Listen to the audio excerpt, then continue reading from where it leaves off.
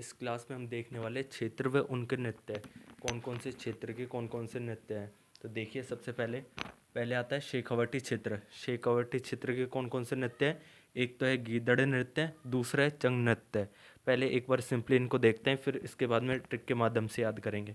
फिर इसके बाद आता है मेवाड़। मेवाड़ के कौन कौन से, भवाई नृत्य, रण और गैर नृत्य। फिर इसके बाद आता है वागड़। वागड़ के पेजन नृत्य, हाड़ौती, हाड़ौती का चक्री, चूरू का कबूतरी, बीकानेर का अग्नि, जैसलमेर का हिंडोलिया, बाड़मेर का कानूड़ा और मछली। फिर इसके बाद आता है प्रतापगढ़। प्रतापगढ़ का मोहिली, करौली का लंगूरिया नृत्य, अलवर का खारी नृत्य, जोधपुर का थाली नृत्य और गुड़ला नृत्य। तो एक बार आप देखो ट्रिक के माध्यम से। देखो, पहले शेखावटी के कौन कौन से, गीदड़ और चंग नृत्य। अब देखो, मेरा नाम शेखर है तो मैंने तो इसको ऐसे याद किया था कि शेखर है ना, गीदड़ है मतलब डरपोक है, और चंग है मतलब चालाक है। मैंने तो ऐसे याद किया था। शेखर क्या है, गीदड़ और डरपोक है, और क्या है, चंग मतलब चालाक है। शेखर शेखर गीदड़ और चंट है। फिर इसके बाद मेवाड़ का भवाई और रण और गैर।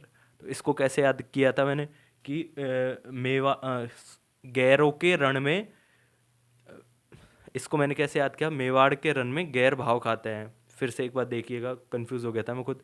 मेवाड़ के रण में गैर भाव खाते हैं।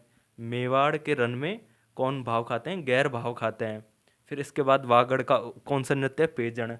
हाड़ौती का क्या है, हाड़ौती का चक्री। चूरू का क्या है, कबूतरी। अब देखो, इसको कैसे याद किया था कि कबूतर क्या करते हैं, चुगते हैं, दाना चुगते हैं ना। तो कैसे याद किया था, कबूतर क्या करते हैं, दाना चुगते हैं। चूरू से याद रह जाएगा आपको कबूतरी। बीकानेर का कौन सा है, अग्नि नृत्य। अब देखो, ये कौन से संप्रदाय के लोग या करते हैं, जसनाती संप्रदाय के लोग करते हैं अग्नि नृत्य। फिर इसके बाद में आता है जैसलमेर का हिंडोलियन नृत्य, बाड़मेर का कानूड़ा और मछली। देखो, बाड़मेर कैसे याद कर लेना। देखो, बाड़मेर का नाम का बाड़मेर है, वहाँ ना तो पानी है ना कुछ है। तो बाढ़ में क्या आ गई, में क्या आ गई, मछली आ गई। बाढ़ में क्या आ गई, मछली आ गई। प्रतापगढ़ का क्या है, मोहिली नृत्य है। करौली का क्या है, लांगुरिया नृत्य है। लांगुरिया नृत्य आपको पता है, कैला देवी के भक्त करते हैं। फिर अलवर का क्या है, खारी नृत्य। देखो, अब अलवर में एक और एडिशनल इन्फॉर्मेशन देना चाहूँगा।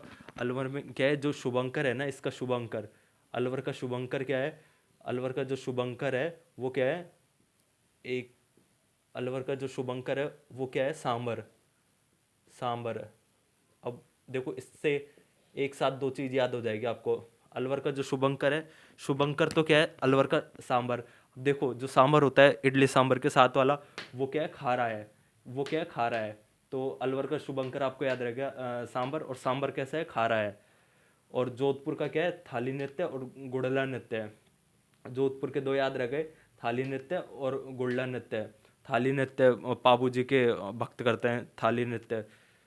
तो उम्मीद है कि आपको सब ये याद हो गए होंगे। एक बार फिर रिपीट कर देते हैं जल्दी से। शेखावटी के गीदड़ और चंग नृत्य। शेखर क्या है, गीदड़ है और चंट है। मेवाड़ के भावाई नृत्य, रण और गैर नृत्य है।